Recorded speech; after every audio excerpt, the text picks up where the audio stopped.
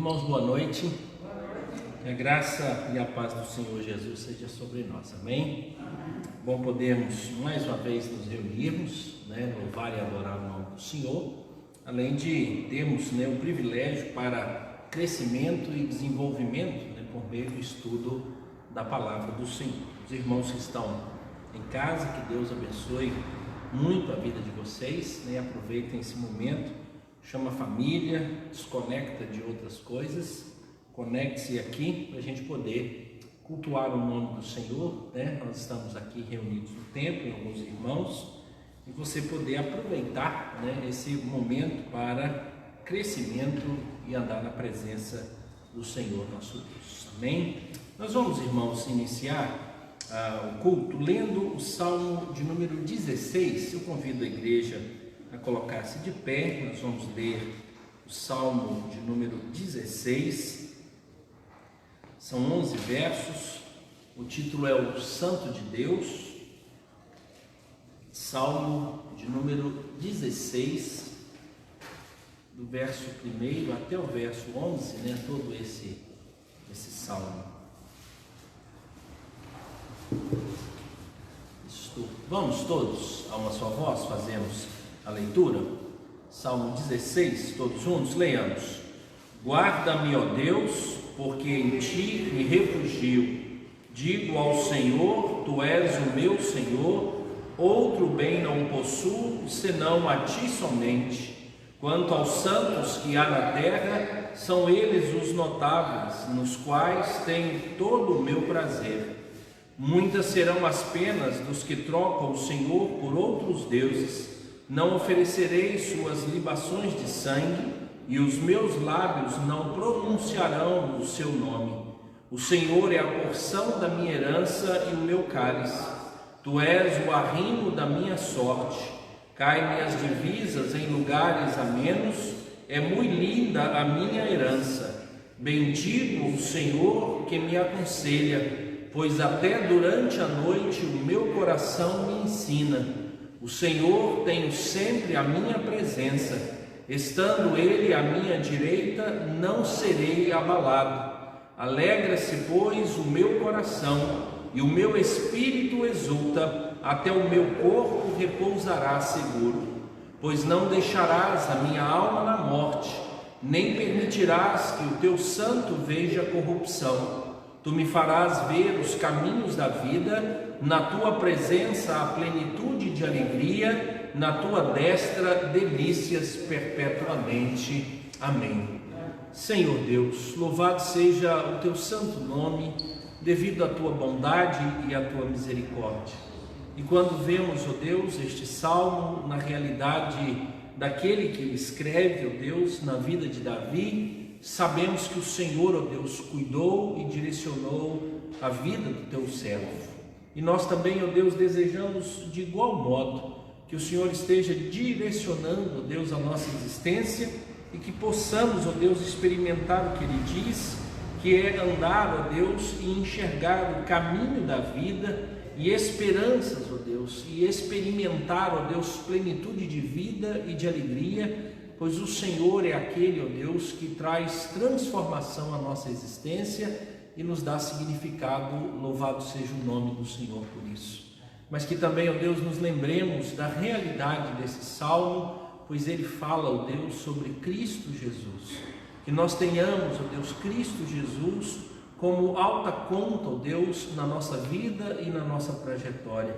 Esse, ó Deus, que é o Messias, que é o nosso Salvador, que é o nosso Redentor, que o nome dele seja louvado e anunciado, ó Deus, entre os povos, que as nações ouçam, ó Deus, esse maravilhoso nome, pois sabemos, ó Deus, que um dia, toda boca confessará, todo joelho se dobrará e haverá, ó Deus, grande declaração de que Cristo Jesus é Rei. Mas, Pai, sabemos que enquanto não acontecer esse dia pleno, somos, ó Deus, responsáveis pelo anúncio do nome de Jesus pelo mundo afora. Fortaleça-nos, ó Deus, e que em cada reunião sejamos despertados, ó Deus, quanto à proclamação do nome de Jesus para a salvação, ó Deus, eterna daquele que crê. Louvamos o nome do Senhor, porque a salvação chegou até as nossas vidas. Celebramos, ó Deus, mas queremos cumprir a ordem santa que o Senhor, ó Deus, nos deu, de cumprir, ó Deus, a continuidade da proclamação da missão que o Senhor tem, que é salvar perdidos. Que a misericórdia do Senhor nos visite, fortaleça-nos, ó Deus, nessa noite. Venha, ó Deus, sobre nós. Oramos, ó Deus, e intercedemos pelas nossas vidas, para que o Senhor cuide, ó Deus, da nossa saúde, para que, ó Deus, o Senhor interfira, ó Deus, na nossa história, trazendo, ó Deus, recuperação de saúde, cura que vem do Senhor. Mas também pedimos, ó Deus, o consolo, que a graça, o favor do Senhor, ó Deus, seja sobre a vida daqueles que sofrem, daqueles que estão enfermos, daqueles que estão acamados, daqueles que estão de luto, que o Senhor, ó Deus, tenha misericórdia. Oramos, ó Deus, pela vida dos familiares do Sadi, pedimos, ó Deus, pela família da prima dele que faleceu hoje, que o Senhor, ó Deus, seja ali presente, trazendo conforto, trazendo consolo, direcionamento.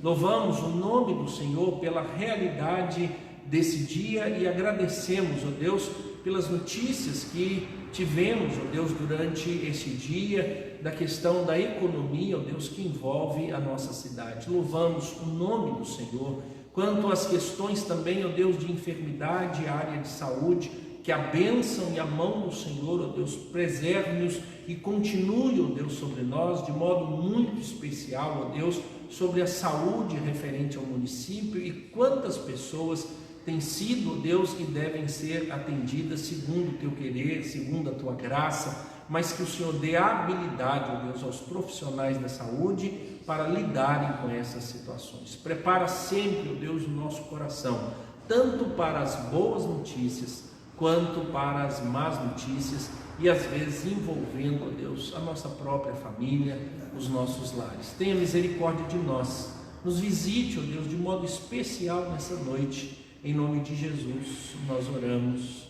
amém, Senhor. Amém. Os irmãos podem sentar-se. Irmãos, tem um hino, é o hino de número 164 do nosso inário, Novo Cântico. O título é Nome Precioso, hino de número 164. Esse hino, como a gente tem feito, né? Eu tenho lido esses hinos para que a gente possa lembrar dessas letras e agradecer a Deus. O título é Nome Precioso. Ele diz assim: Santo nome incomparável tem Jesus, o amado teu, Rei dos reis, Senhor eterno, Deus na terra, Deus nos céus. Nome bom, doce a fé, a esperança do porvir. Nome bom, doce a fé, a esperança do porvir. Leva tu contigo o nome de Jesus, o Salvador. Este nome dá conforto, hoje, sempre e onde for. A última estrofe diz: este nome leva sempre para bem te defender. Ele é a arma ao teu alcance quando o mal te aparecer. Nome bom, doce a fé, a esperança do porvir. Essa é a bênção que nós temos desse cuidado de Deus sobre nossas vidas, especialmente com o nome do Senhor Jesus, né? O nome do Senhor Jesus é nome poderoso, não pelo simplesmente o pronunciar o nome, né? Mas porque o nome representa o caráter do próprio Cristo, né? E quando nós fazemos a junção dos nomes entre Jesus no Novo Testamento e Yahvé no Antigo Testamento, nós encontramos a mesma palavra, dando os mesmos indícios. Então a gente tem que celebrar a Deus, o Deus Todo-Poderoso, né? Nós confiamos nele, nós dependemos dele e nós somos aqueles que um dia remidos pelo sangue de Cristo Jesus, passamos a confiar nesse nome. Ele é o Senhor sobre nossas vidas, né? Como diz o hino, doce nome, né, que está sobre nossas vidas, santo nome incomparável é Cristo Jesus. Irmãos, esse Cristo Jesus precisa ser anunciado sempre, né? E nós vamos orar por missões, né? Nós temos diversos modos de orar por missões, né? Mas de um modo geral nós clamamos para que Deus envie, né, obreiros para a seara, né? Essa foi a oração que o Senhor Jesus disse que nós deveríamos fazer: rogai ao Senhor da seara que mande mais trabalhadores, né? Alguns disseram que não é para orar para que tenha mais crente, né? Não é para orar para que a igreja esteja cheia, não é para orar para que, né, os artifícios ou as ferramentas da igreja possam aumentar, mas ele diz é para orar para que aumente o número de trabalhadores nessa seara. Por quê? Porque Cristo Jesus estava num momento crucial de proclamação. Ele está passando ali na Samaria e ele então mostra, né, como os campos já estão prontos, né, para que haja uma grande colheita, para que haja um grande anúncio, e ele fala sobre essas coisas, né? E há um intérprete que diz que é verdade, né, que nós devemos orar pela seara, pois o campo é grande, os trabalhadores são poucos, e o comentarista acrescenta algo e diz assim: e os que têm são muito ruins. Então é a outra realidade dos trabalhadores, né? Então nós vamos fazer isso, colocar diante do Senhor essas vidas, pedir a Deus. Vou pedir ao nosso irmão Antônio que ele pudesse dar uma chegadinha aqui pertinho para a gente ouvir a oração do Senhor, os irmãos que estão em casa também, né?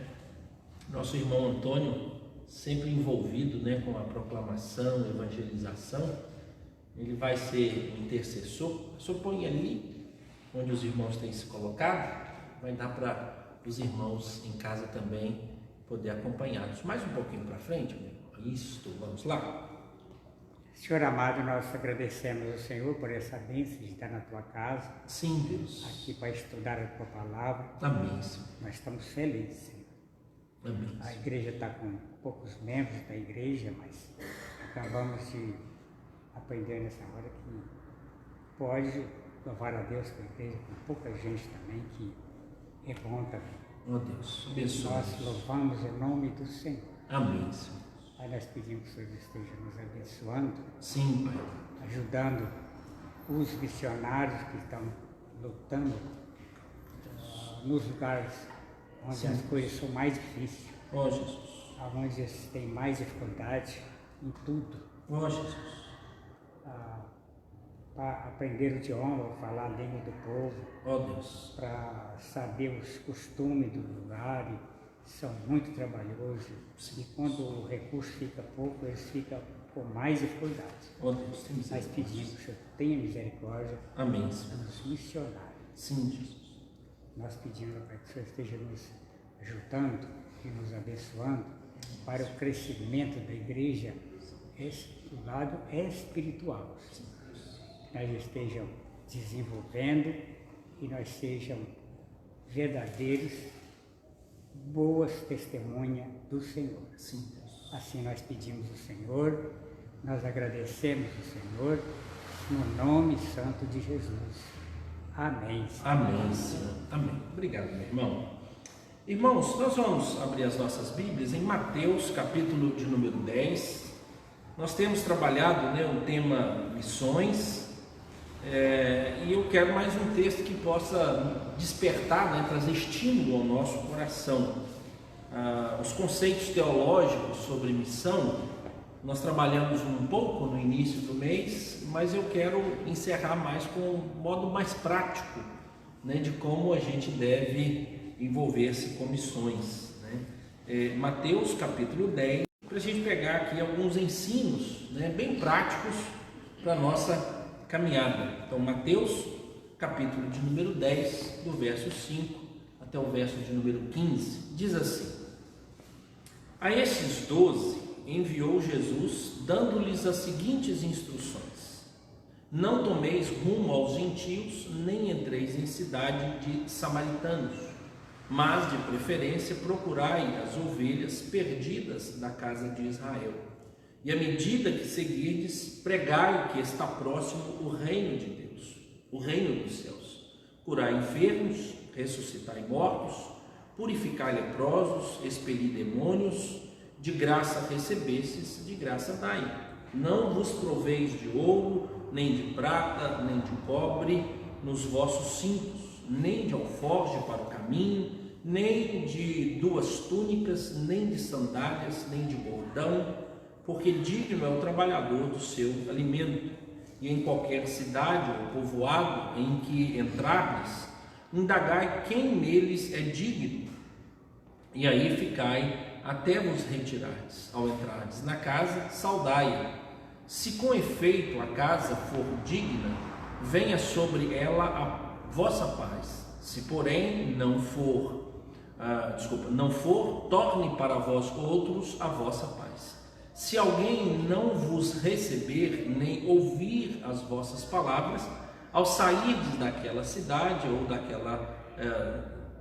daquela casa ou daquela cidade, sacudi o pó dos vossos pés. Em verdade vos digo que menos rigor haverá para Sodoma e Gomorra no dia do juízo do que para aquela cidade. Vamos orar, irmãos, mais uma vez pedindo a Deus que fale ao nosso coração.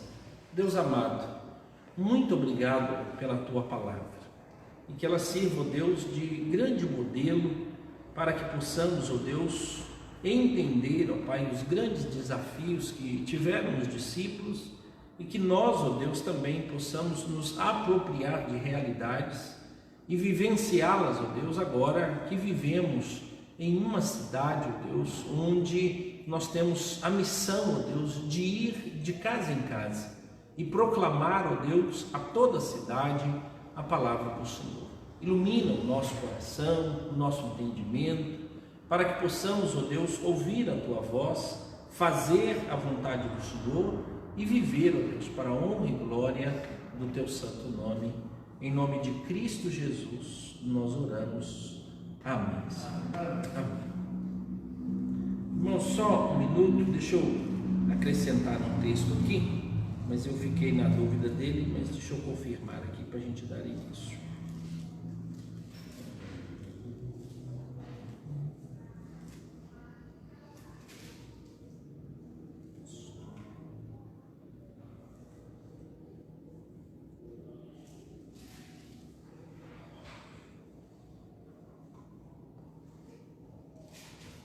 Irmãos, esse texto é um texto que nos ajuda a pensar, né, na grande dificuldade que os discípulos tiveram. Nós temos 2 ocasiões, né, que o Senhor Jesus envia seus discípulos, essa aqui faz parte, juntando com o momento em que o Senhor Jesus enviou, né, seus 70 discípulos para que eles pudessem ir e proclamar. Então, ainda que a gente utilize o ide, lá de Mateus 28, ou de Marcos capítulo 15, 16, 15, ou que a gente utilize o texto de Lucas soprou sobre eles o Espírito, nós temos também esse texto anterior onde os discípulos foram desafiados, né? Sejam os 12 ou os 70, então nós sempre temos uma lembrança de que antes de que Jesus pudesse ter declarado, né, toda a autoridade me foi dada no céu e na terra, antes que ele tivesse dito, né, no momento em que ele estava se despedindo dos seus discípulos, eu estou indo embora, mas agora a missão é com vocês, Cristo Jesus já havia dado uma ordem da proclamação do reino, né? Existe uma seleção aqui para onde eles deveriam direcionar-se e qual seria a função de cada um deles, né? E a gente vai pegar aqui princípios do que aconteceu com os discípulos e do que pode acontecer conosco quando nós estamos numa cidade e nós necessitamos proclamar o Evangelho, né? A ideia é quem é que quer se comprometer com isso e como é que pode serem as coisas facilitadas para que eu possa engajar. Então, todo o cuidado que eu tenho tido, irmãos, é que a beleza da teologia, e às vezes nós a conhecemos, e não colocarmos em prática aquilo que devemos fazer. Então, às vezes, conhecedores, né, de tão grande verdade, de tão grande salvação, de maravilhosa redenção, mas eu não sou o anunciante, eu não proclamo, eu não falo sobre essas coisas. Então a gente vem trabalhando e no mês de missões, para despertar seu coração, para que você possa contribuir, para que você possa orar, para que você possa se comprometer, né, com aqueles que estão em obra, mas eu não devo me esquecer que o anúncio é importante, a proclamação é importante, e eu preciso então fazer o anúncio, e todos nós precisamos fazer essa análise de como é que nós estamos anunciando o Evangelho, tá? Então, a primeira palavra que eu gostaria que você pudesse lembrar aqui, o texto diz no verso de número 7, diz assim: e à medida que seguirdes, pregai que está próximo o reino dos céus, né? Nós vivemos, irmãos, um tempo que existe um grande conflito. Vou pegar aqui Brasil de um modo geral, né? Nós vivemos dois grupos e duas realidades. Nós vivemos a realidade das pessoas que acham que só o fato delas viverem bem, elas viverem moralmente bem, né? Eu vou usar o termo que está sendo usado, mas ele talvez seja pejorativo. Não vou nem usar. Não vou usar esse termo, não. Vou bloquear ele aqui, deixa os irmãos curiosos, mas vamos lá. Só o fato de você ser uma pessoa de boa conduta, pagar suas contas e tudo, muitas pessoas objetivamente, elas utilizam isso como informação suficiente para dizer que ela é cristã e proclamadora. Ela está satisfeita. Na verdade, isso não é satisfação. Na verdade, arrumou-se o que? Um modo de acomodação. Você entrou num campo de autoproteção. E aí então você descobriu que você consegue viver uma vida cristã, participa das coisas que acontecem na igreja, anda no ambiente eclesiástico, você tem comportamento eclesiástico, ou seja, você sabe como se comportar na igreja, e você tem um bom comportamento humano, ou seja, você está mais para ser humanista do que cristão fora da igreja. Por quê? Porque você entendeu que ter um bom comportamento é suficiente para você viver feliz no mundo. Então você paga suas contas, você assume seus compromissos, né? Você se torna uma pessoa responsável, você não dá prejuízo a ninguém, você tem uma vida adequada, né? Dentro de família, você criou seus filhos, e aí então você diz, não, está muito bom, eu estou muito satisfeito com a vida que eu tenho. Só que quando alguém perguntar para você, como é que você testemunha de Cristo? Aí você vai dizer, não, objetivamente eu testemunho assim, ó, a gente tem culto doméstico lá em casa, a gente não fala palavrão, a gente vai para a reunião da igreja, a gente participa dos cultos, meu filho toca lá na igreja, minha esposa tem uma função, eu sou líder lá na igreja, eu tenho essa função aqui e tudo mais. E agora, mais o que? Não, é isso aí. Por assim, e quem já ouviu do Evangelho a partir de você e da sua família? Aí ele responde, ninguém. Ou seja, você serve muito bem para ser um humanista. O que é humanista? É fazer as coisas boas para o ser humano estar em paz. Então você é uma pessoa excelente, mas você não está no padrão da pessoa joia para ser cristã, né? Isso me incomoda, tá, irmãos? Devido às oportunidades que eu perco. Então, aparentemente, eu sou a pessoa mais envolvida na proclamação do Evangelho, eu prego, mas eu me cobro. Às vezes, passar uma semana inteira exausto, não na pandemia menos, né? Mas junto às atividades da igreja, numa reunião aqui, num encontro lá, numa intercessão, numa visita, num aconselhamento, vai no lugar. Mas quando você termina a semana, você diz, gente, eu só fiz manutenção, fiz nada mais. Eu não tive nenhuma atitude proclamatória, de declaração do nome de Jesus. Mas eu posso dormir aquela semana tranquilo e dizer assim, graças a Deus. Mas presta atenção, irmãos, Cristo Jesus não nos disse para viver a humanidade, Ele nos disse para pregar o Evangelho. Por isso, esses discípulos aqui, eles têm uma missão específica, eles precisam pregar o Evangelho. Os 12 saíram, os 70 saíram em dupla, para que eles pudessem ser, pelo menos ter estímulo, e um ter companhia do outro. Mas o texto diz que eles proclamavam. E o que é que eles proclamavam? O reino de Deus está próximo. O reino dos céus está próximo. Ou seja, a proclamação que eles traziam aqui não era comportamental, era declarativa. E aí, irmãos, nós sabemos que existem pessoas que conseguirão ter melhor comportamento do que muitos cristãos. E qual é a realidade? Cristão não é a melhor pessoa do mundo. Cristão é a pessoa que reconhece que Cristo Jesus a redimiu. E ela necessita então viver uma vida de transformação. Essa que é a realidade do cristianismo.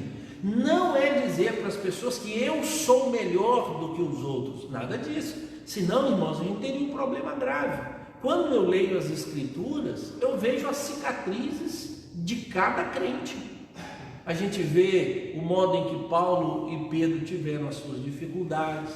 A gente percebe que existe uma realidade de muitos crentes que precisavam corrigir o comportamento. Se a gente olhar a vida, dos irmãos de José, como Jacó se comportou, Davi na sua vida, e a gente fala assim, como é então? Essas não são as melhores pessoas do mundo, mas são as pessoas que reconhecem que Cristo Jesus as redimiu, e elas então têm força para viver uma vida totalmente diferente. Por isso, irmãos, quando da nossa mente formos seduzidos para nos convencermos que estamos engajados na obra missionária, mas ninguém conseguiu ouvir a verdade de nós estamos traindo a Cristo.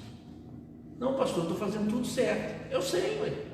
É isso mesmo. Então, você resolveu ser um excelente cidadão do mundo, mas você não quer se envolver com a proclamação. E agora a palavra de Deus diz que é pela proclamação da palavra que as pessoas conhecerão a Cristo e crerão nele. Ou seja, quem é que vai pregar? Não é isso que Romanos diz? Romanos vai dizer, o apóstolo Paulo diz assim, como conhecerão daquele que nunca ou nada ouviram? É um ensino. Por isso, irmãos, a ordem de Mateus 28, a ordem ali é ensinar, é formar discípulos, é fazer discípulos por meio do ensino, e não necessariamente o ir, porque o ir nos comprometeria. Imagine só, se a regra é só ir, você nunca poderia viver aqui, porque toda vez que você fizesse morada, você estava descumprindo o quê? O id. A ordem ali é enquanto vocês estiverem indo e fazendo e vivendo, ensine, façam discípulos. Então não há possibilidade, irmãos, de fazer discípulos pelo silêncio. Mas eu vou explicar isso. Por que nós optamos pelo silêncio? Porque proclamar traz constrangimento, traz incômodo. Você não quer incomodar o seu vizinho, você não quer incomodar a sua família, você não quer incomodar a pessoa que está te servindo ou com quem você está encontrando, e você também não quer ter o desagrado, ou ser desagradado quando alguém disser assim, eu não quero isso que você. E aí então, irmãos, nós defendemos, assim, talvez inconscientemente, essa ideia. Como é que eu defendo inconscientemente? Quando eu não faço. E aí então, tente pensar qual foi a última vez que você pregou o Evangelho do Senhor Jesus a uma pessoa. Não estou perguntando se você ensinou teologia para alguém. Por quê? Porque às vezes a gente tem mais coragem de debater teologia do que falar de Cristo Jesus, abordar quem está ao nosso lado. Como é que nós vamos apresentar? Como é que eu vou cuidar dessas pessoas? Então, o meu silêncio é falta de testemunho. Por isso, irmão, eu preciso exercitar. Eu preciso proclamar. Talvez você utilize a ordem do Senhor Jesus, já que ele disse que é para fazer discípulo, então eu preciso dar início a isso. Na caminhada, os discípulos foram fazer isso. Ele pregue o reino dos céus, avise a essas pessoas. E preste atenção, irmãos, duas coisas vão acontecer quando nós resolvemos pregar o Evangelho. O apóstolo Paulo diz que nós somos o bom perfume de Cristo. O bom perfume de Cristo. Mas, para quem está recebendo vida, nós somos vida, cheiro de vida. Quem está recebendo morte, cheiro de morte. Então preste atenção. Toda a presença de um cristão, e eu vou apoiar esses pensamentos no texto aqui. Toda a presença de um cristão que resolve anunciar, ele vai trazer desestabilidade ao ambiente. Então, se você não quiser desestabilizar ambientes, você prefere então fazer o quê? Ficar calado. Lembre-se, os discípulos foram enviados para que pregassem que o reino dos céus está próximo. Segundo, os discípulos iriam chegar numa cidade, procurar quem é que naquela cidade tinha interesse pela paz. Ele disse: cidadão aqui, vamos achá-lo. E ele bateria na porta da casa dessa pessoa, e essa pessoa então abriria a porta, e os discípulos diriam: a paz seja com você. Se essa pessoa recebesse, então a paz que esses discípulos estavam lançando sobre aquela família, eles receberiam essa paz e eles estariam ali tranquilos. E aconteceu o quê? Eles poderiam ficar no máximo 3 dias. O que a família desse para comer, eles comeriam. Como a família os tratasse, eles se sentiriam bem e ficariam tranquilos. Então, quando você vai pregar o Evangelho, você vai buscar a quem ou para onde você vai direcionar a sua informação. E pode ser que quando você chegar em um local, o seu bom perfume, que é perfume de Cristo, seja para essa pessoa vida. E aí então você vai ensinar a essas pessoas sobre o quê? Sobre o reino dos céus.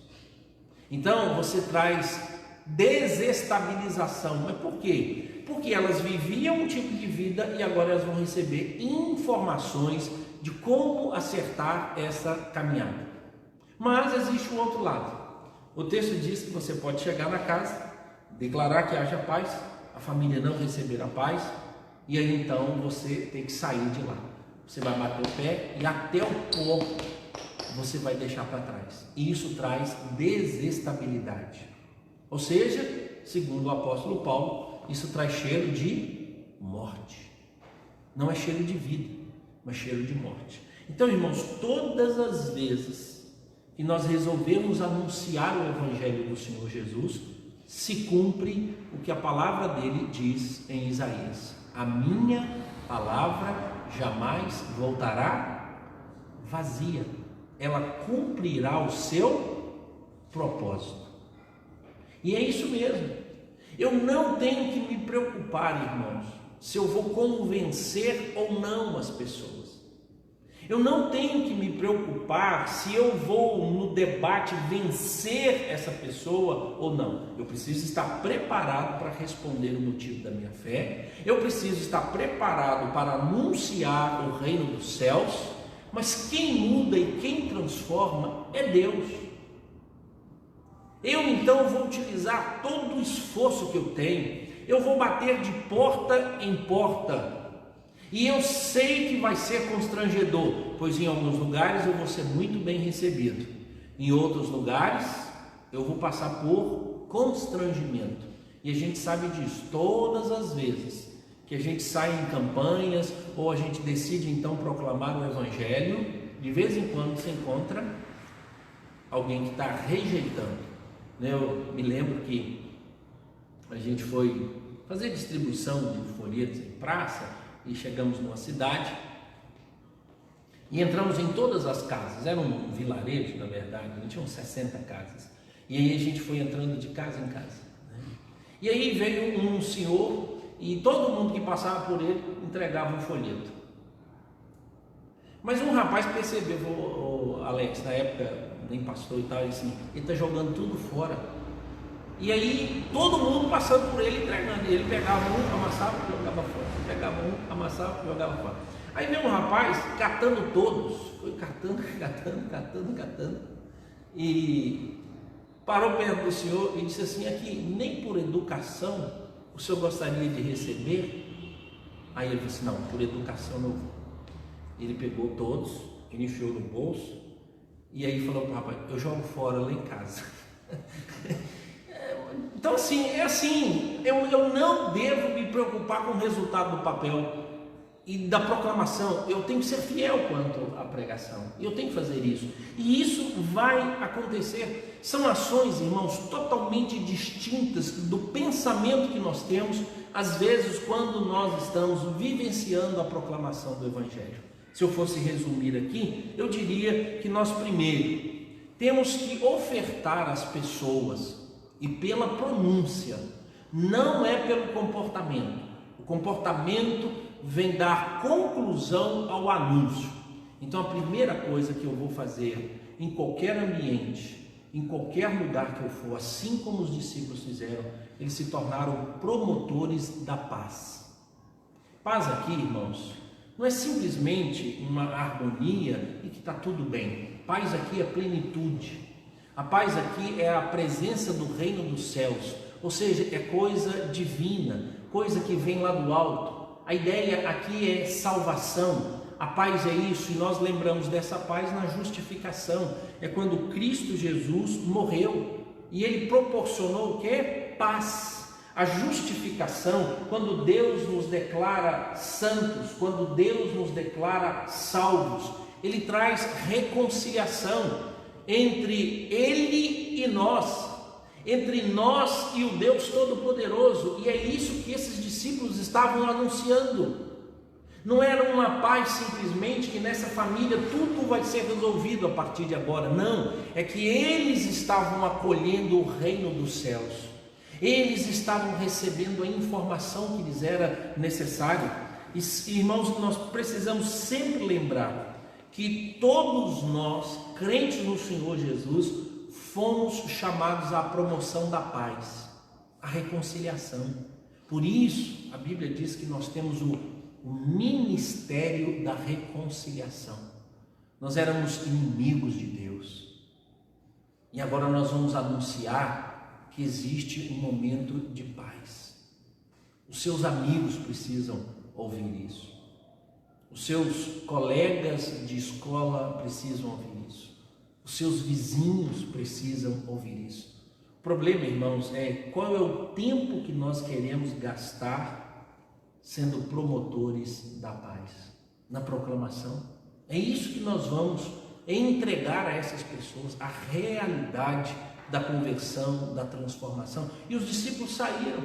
O Senhor Jesus disse: olha, vão e declarem paz, anunciem o reino. Eles estavam anunciando o reino, o cumprimento é: eu estou disposto a fazer isso. A proclamação. Segundo, o texto diz que essas pessoas, esses discípulos, eles seriam acolhidos nessa cidade, né? Isso é uma prática, irmãos, do Oriente, né? Então, acolher uma pessoa, um peregrino, na sua casa é uma regra. Existem muitos países em que, se você bater na porta e pedir abrigo, pelo menos a lei islâmica diz que você é obrigado a acolher até no máximo 3 dias uma pessoa, dar a ele o alimento. E, irmãos, a gente encontra isso no Antigo Testamento. Aqueles anjos que apareceram lá na casa de Ló. Qual foi o pecado? Eu sei que a gente sempre sabe que nós associamos o pecado na cidade de Ló à sodomia. Sodomia é o resultado, da podridão do coração daqueles que moravam lá em Sodoma. E eles pedem para que possam abusar dos visitantes, que eram anjos. Mas preste atenção, irmãos. O problema primário de Sodoma não era a sexualidade. O problema primário dos sodomitas ou dos moradores de Sodoma era o quê? Não tratar um peregrino com honra. Alguém que estava visitando, tanto é que no Antigo Testamento Sodoma é denunciada como uma cidade que não foi hospedeira.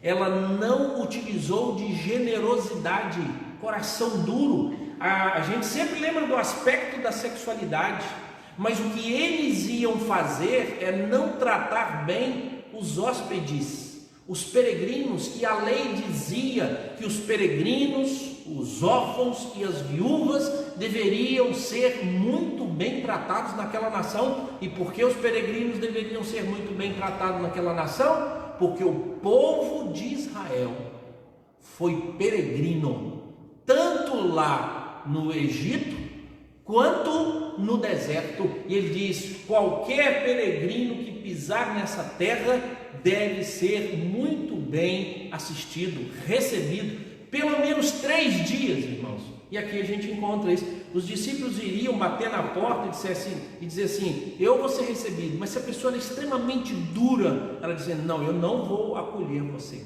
eu não vou te receber. Ele estava descumprindo um princípio religioso, que é tratar bem os peregrinos, porque eles peregrinaram em terra estranha.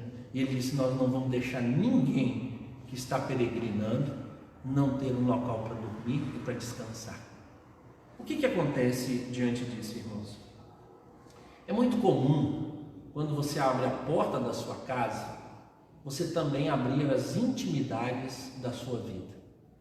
Então eles estavam estabelecendo relacionamento, porque durante 3 dias eles estariam ali.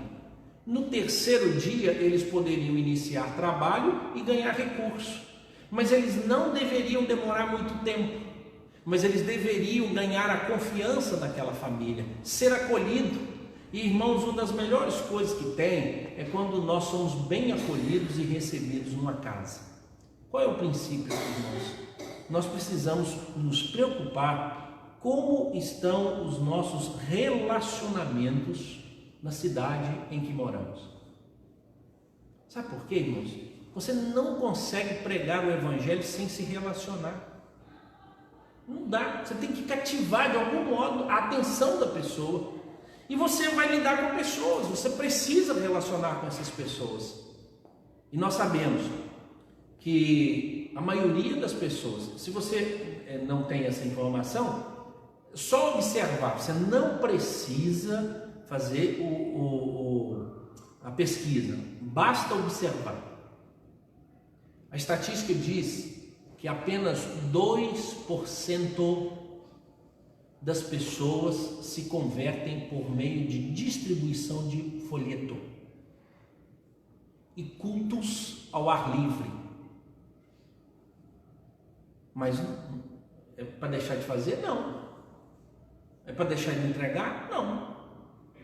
Agora, irmãos, 24% das pessoas declaram a sua conversão por meio de amizade. porque o fulano de tal, porque fulano de tal, porque o meu vizinho, porque tal. 25% das conversões são declaradas: um parente meu me convidou para um culto, me convidou para uma reunião, ainda que seja para um culto evangelístico. Ou seja, nós descobrimos que o relacionamento é muito eficiente. Por quê? Porque as pessoas confiam em você. E enquanto mais você fizer relacionamento, mais oportunidade você tem para proclamar. E essa casa que se abre tem essa realidade. Então eu preciso aproveitar todos esses relacionamentos. E eu preciso intencionalmente criar essa realidade. Mas preste atenção, irmãos. O que nós aprendemos? Eu sei que é uma avaliação, vamos chamar de uma crítica, mas eu sei todo o cuidado, mas o excesso de zelo pode tornar isso. O que você diz para as pessoas quando elas se convertem? A primeira coisa que a gente faz é dizer para elas: agora você não pode mais fazer as coisas que você fazia. E às vezes a gente não consegue explicar para essa pessoa. E para a gente proteger essa pessoa, a gente faz o quê? Saia de todo aquele ambiente que você tinha. E a gente cria isso. E observe que quanto mais envolvido nas coisas de atividade da igreja, menos tempo nós temos com pessoas não crentes. Menos tempo nós temos com os parentes que não são crentes. Primeiro porque a gente não concorda com o comportamento deles. Diz: não vou ficar lá. E aí então você se satisfaz com o relacionamento que a igreja vai produzir para você. E você descobre então que a sua rotina ela é mais eclesiástica do que evangelística.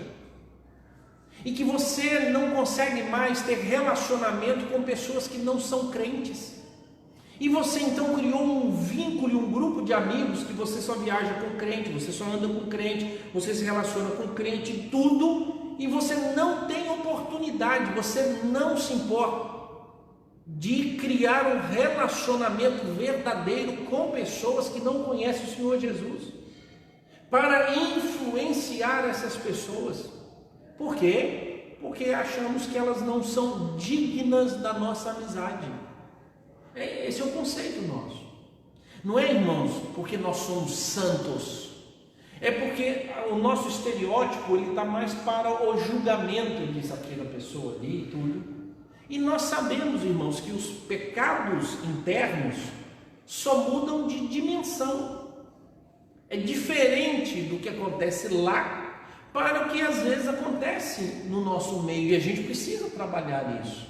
Mas quanto mais envolvidos nas coisas da igreja, menos tempo nós encontramos para influenciar amigos não crentes e para influenciar parentes não crentes. Muito menos. E chega um momento, irmãos, que a gente nem quer mais se relacionar com essas pessoas. Por quê? Porque nós atingimos um nível de santidade no nosso conceito que a gente acha vazio conversar sobre aquelas coisas, ir naquela festa, participar, mas existem outros mecanismos. Sabe por quê, irmãos? É porque o mecanismo nosso é de prazer e não de evangelização. O apóstolo Paulo fala sobre isso. Eu fiz de tudo para com todos, com o objetivo de alcançar a muitos. Então, a amizade, ela às vezes não tem a necessidade de simplesmente produzir em você prazer, mas em produzir na outra pessoa paz. Ela tem necessidade e você é a pessoa que tem a esperança para isso. Por isso, às vezes, irmãos, nós precisamos voltar para casa. Lembra o que Jesus falou com o gadareno? Qual é a nossa temática? A temática é converteu, anda com Jesus. Jesus disse: vai lá para sua casa, anuncia lá para os seus. O que eu fiz aqui? Vai lá. Mas a gente converte, a gente faz o quê? Não, deixa eu ficar aqui perto de Jesus, né? A ideia da igreja e a gente fica nesse ambiente. Então a igreja, ela tem muita força e muita energia, mas às vezes jogada para dentro, e a gente precisa criar esses ambientes. Por exemplo, ainda que tenha uma discussão teológica sobre isso, eu não estou falando do aspecto teológico, falo do aspecto estratégico. Sociedades internas da nossa igreja, como poderia trabalhar e evangelizar mais? Não é fazer culto, é fazer encontros onde outras pessoas possam ouvir. E às vezes você deveria ir na casa de alguém. Por exemplo, às vezes você trabalhou jovem, vou pegar aqui, trabalhou anos com alguém e sabe da luta, das dificuldades. Chama mais um, nunca vá sozinho. E surpreenda esse amigo seu. A gente veio aqui para orar por você. Ele vai achar um absurdo, ele vai achar estranho. Eu vim aqui para orar por você. E ele vai interpretar aquilo como uma ação proativa e de amizade. Ele diz: esse cara preocupa comigo, porque você fez isso verdadeiramente. Então, irmãos, além de sermos promotores da paz, nós necessitamos ser promotores de amizades, para auxiliar aqueles que têm necessidade.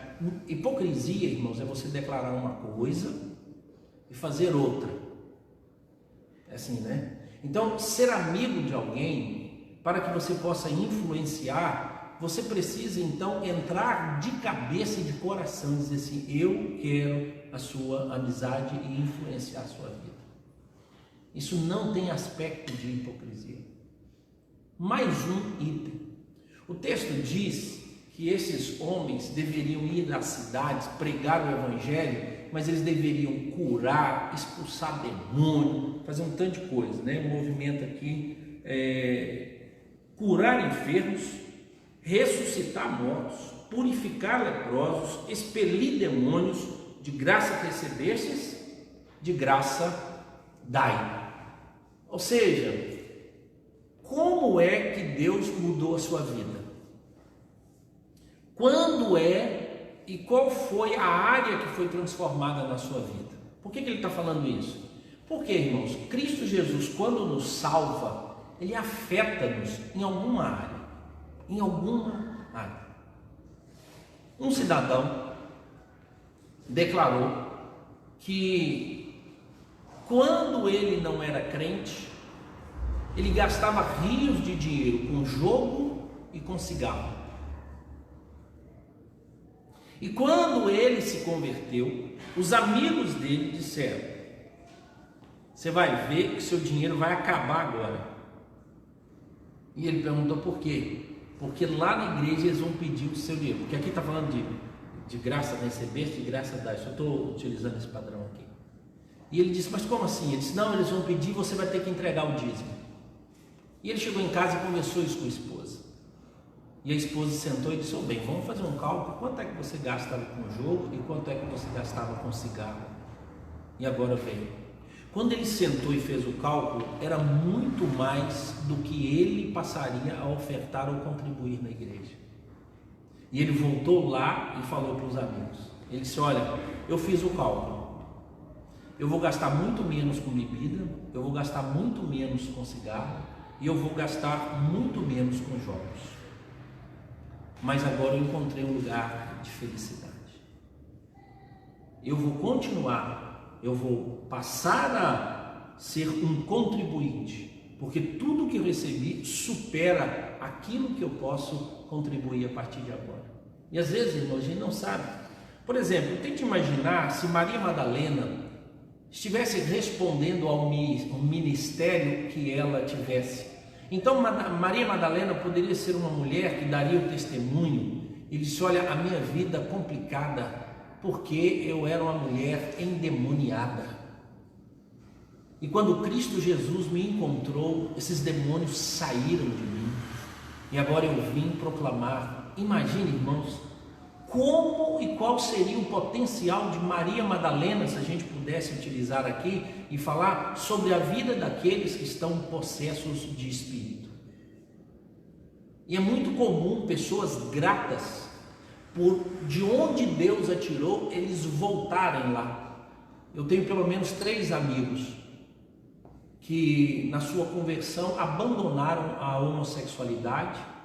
2 deles são casados, um luta até hoje, mas dois deles, um trabalha diretamente com evangelização de homossexuais e um dá palestra para pais como detectar e observar o comportamento homossexual dos filhos, porque eles tinham esse comportamento e eles disseram: o modo que eu tenho. Então, talvez você pudesse lembrar aí como é que você foi redimido, as áreas na sua vida que foram trabalhadas. E agora então você sair para testemunhar sobre essas coisas e contar para as pessoas como é que você pode curar, irmãos. Você cura pessoas. Estou falando aqui do milagre da cura. Se Deus quiser te utilizar para que haja cura, transformação, mas você pode curar pessoas pela sua amizade, pela intercessão, pela ação, acompanhar essas pessoas. Não só as pessoas precisam de cura, os relacionamentos também precisam de cura. As relações entre pais e filhos, marido e mulher, e nós podemos, se Cristo Jesus nos ensinou sobre o poder da reconciliação, é o que nós temos. E veja que beleza quando a igreja trabalha encontros, onde ela busca transformar pela informação da palavra e transformar essas pessoas. Quantos casais foram abençoados e transformados por uma única palestra, às vezes, que a igreja promoveu e convidou alguém para que pudesse ver. E às vezes, irmãos, nós somos convidados para convidar alguém e a gente prefere não comparecer porque não convidamos ninguém. Mas se fosse uma outra festa, um outro modelo. Mas a gente não tem que trabalhar só com pessoas, somente com relacionamentos, mas também fomos chamados para curar estruturas. Imagine só, qual é a função que nós temos na sociedade? Para que nós temos o emprego que temos? Que é muito comum nós pensarmos assim: pastores e missionários, eles foram vocacionados e eles então têm um fim específico. Mas o médico, o advogado, a dona de casa, o engenheiro, o pedreiro, o farmacêutico, o profissional liberal, não, eles são chamados para ganhar dinheiro. E se eles estiverem ganhando dinheiro, maravilha! Eles precisam fazer curso, eles precisam ser muito bons na área dele para que haja paz. E alguns até associam isso à prosperidade. Irmãos, a Bíblia diz que eu no ministério e você em qualquer área que lhe prover sustento tem a mesma obrigação da proclamação.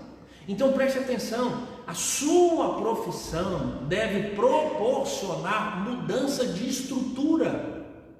Lembra de José? José vai parar lá e daí a pouco tudo é transformado. E a mão do Senhor estava com José. Lembra de Daniel? Daniel mudou a estrutura da Babilônia. José mudou a estrutura do Egito. E é assim que Deus o chama também. Lembra daquela menina escrava que foi parar, e aí então foi parar na casa de Naamã? Aquela menina mudou a estrutura de uma nação, afetou o rei.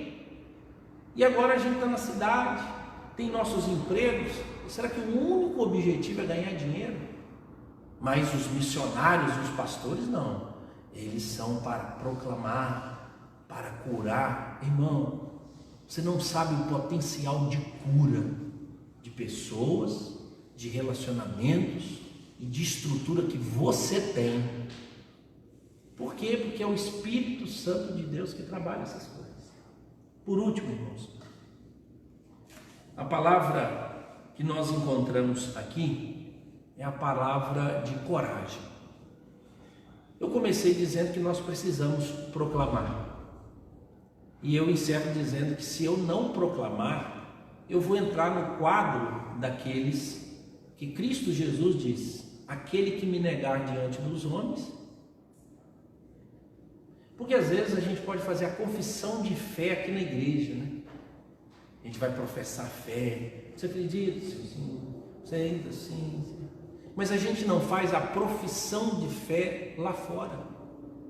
Porque, irmãos, é mais aconchegante aqui, é mais tranquilo, eu fico mais em paz.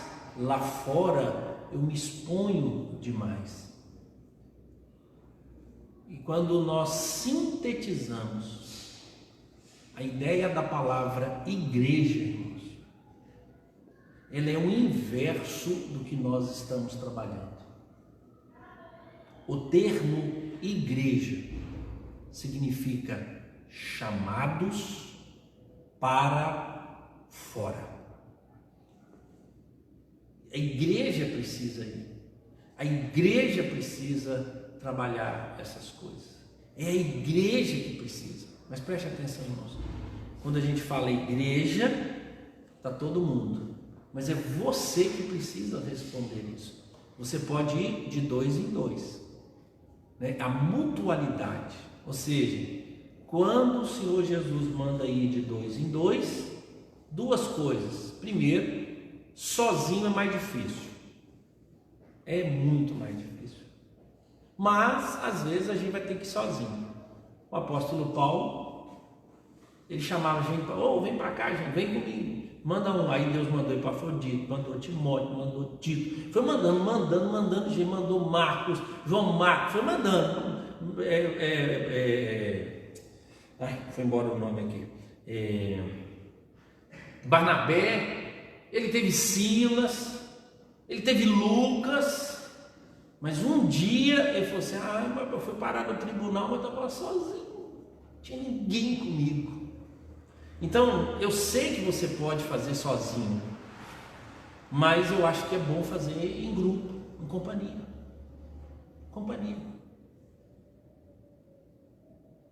E lá, que bom você conseguir mobilizar mais pessoas.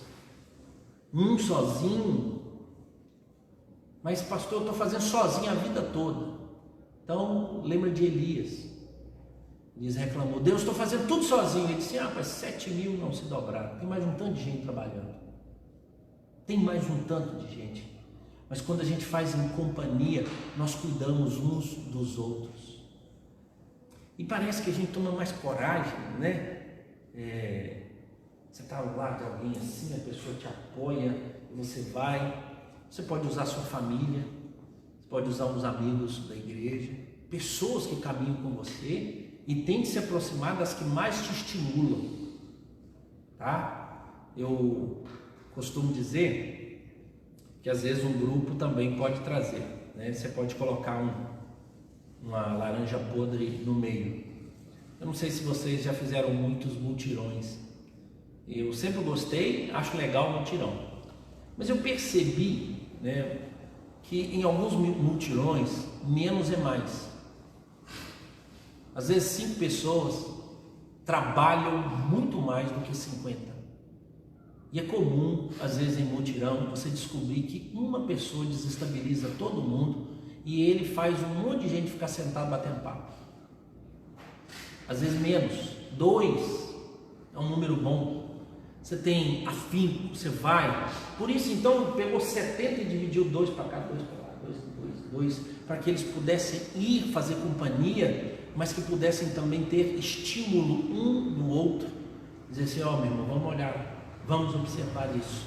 Encontre pessoas que possam ajudar a dizer assim: nós temos um objetivo. Não dependa da agenda da sua igreja. Tá? Não dependa da agenda da sua igreja, porque às vezes o grupo que você está inserido, ele não vai promover, mas você pode. Então crie um mecanismo. Às vezes a visão que a igreja está vivendo no momento não vai te ajudar, não vai contribuir. Às vezes quem está te liderando, ele não tem uma veia para essa área. E aí diz assim: não, porque a gente podia fazer muito mais se a minha igreja fizesse. Não, é você primeiro, e uma pessoa, chamando mais uma, uma dupla, pode fazer um ministério. Lembra de Simon? Veio, encontrou um companheiro, durante 1 ano eles trabalharam juntos, daí a pouco pararam de trabalhar juntos, e ele continuou. Chegou mais um, veio para São Paulo, e olha o resultado. Nem igreja que tinha.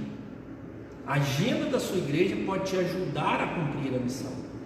E aí então, engaje na sua igreja, seja responsável por estimular as pessoas da sua igreja a lembrar dessas coisas.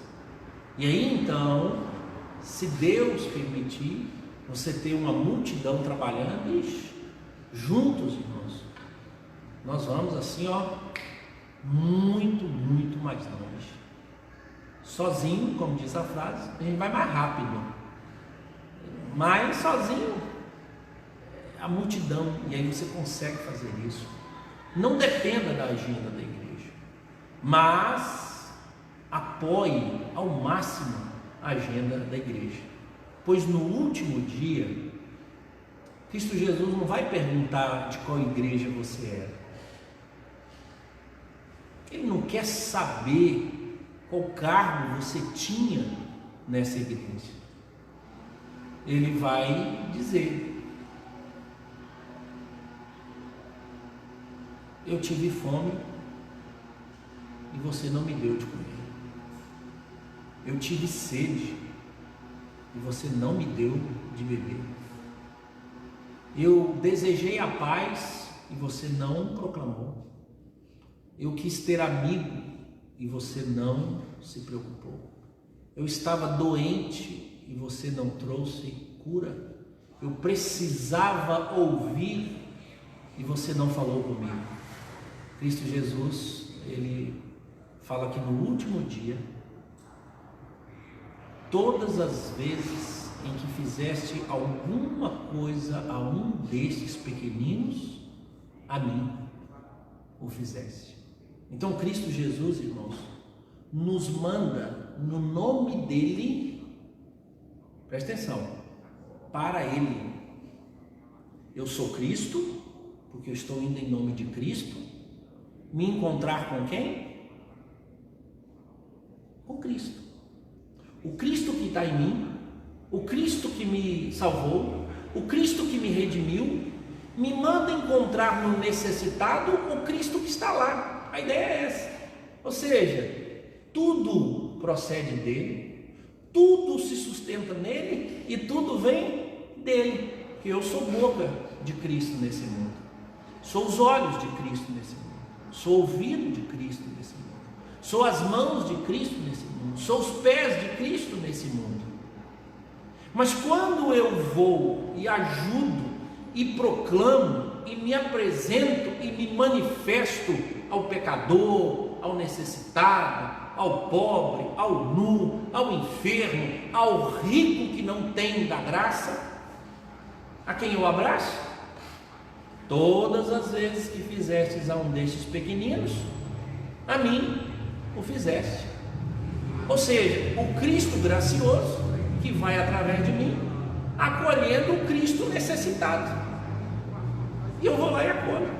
Ou seja, irmão, tudo para a honra e glória do nome de Deus. As pessoas não são mais importantes que a glória de Cristo. Talvez possa alguém interpretar, porque eu estou focando tanto no necessitado. Tudo vai ser para a honra e glória do nome de Cristo Jesus. Por isso, irmãos, alguns discípulos perguntaram: quando é que te vimos nu, Senhor? Quando é que te vimos pobre? Quando é que te vimos necessitado?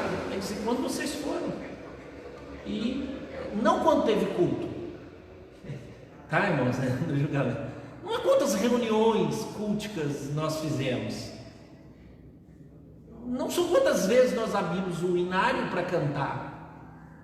Ele disse: vocês provaram ser meus discípulos quando expulsaram demônios, quando vocês curaram. Vocês demonstraram ser meus discípulos quando vocês amaram. Vocês serão conhecidos como meus discípulos quando amarem uns aos outros. Missões, irmãos, como disse John Stott, é uma palavra adequada para expressar a missão que nós temos no mundo. Qual é a missão que nós temos no mundo? Evangelizar e a responsabilidade social. Eu prego o evangelho, mas eu ajudo o necessitado. Sabe por quê, irmãos? Essas duas realidades, amor e boas obras, amor ao Pai e obras boas para os necessitados, resume-se em uma única palavra: amor. E Cristo Jesus disse: se vocês me amam, façam o que eu vos mando. Se vocês me amam, guardem os meus mandamentos. Ide por todo o mundo e pregai o evangelho a toda criatura. Amém? Amém. Que bom, né? Ouvir esses negócios assim, estimular o coração da gente. Então, se encontrar com alguém, toda vez que você cruzar os olhos com uma pessoa, saiba que existe um projeto para você cumprir na vida dela. E o projeto é anunciar. Toda vez que você cruzar, lá vai Jesus. Lá vai Jesus. Achou alguém? Lá vai Jesus. E eu preciso anunciar aí. Vamos ficar em pé, irmãos? Vamos orar. Pai amado, muito obrigado pela tua palavra. Ao ver, ó Deus, os discípulos e aqueles que estavam envolvidos, ó Deus, na proclamação do evangelho, que isso, ó Deus, anime o nosso coração e que nós possamos, ó Deus, também ser proclamadores da tua palavra e da tua verdade. Que não haja silêncio em nós e que o nosso modo de viver confirme, ó Deus, o anúncio que temos, e que não nos calemos, mas que sejamos, ó Deus, promotores da paz, que utilizemos, ó Deus, caminhos de amizade para falar dessa paz, e que estejamos dispostos, ó Deus, a curar pessoas, relacionamentos e estruturas por meio da proclamação da tua verdade, que é transformadora. Ó Deus, tenha misericórdia de nós e que nós sejamos, ó Deus, desestabilizadores, o bom perfume de Cristo, para uns vida, para outros morte, mas que nós não tenhamos, ó Deus, medo algum de declararmos que cremos em Cristo Jesus, pois não queremos negar o nome dele diante dos homens, porque ele não negou, Deus, em nosso favor o sacrifício para que pudéssemos ser salvos. Recebemos de graça, e de graça, Deus, queremos dar amor. É assim, ó Deus, que nós queremos viver, porque a tua palavra diz que é melhor dar do que receber. Em nome de Cristo Jesus nós oramos. Amém. Amém. Irmãos, que Deus nos abençoe. Sexta-feira estamos de volta para a gente poder ter um momento de oração. Deus abençoe as nossas vidas e uma boa noite.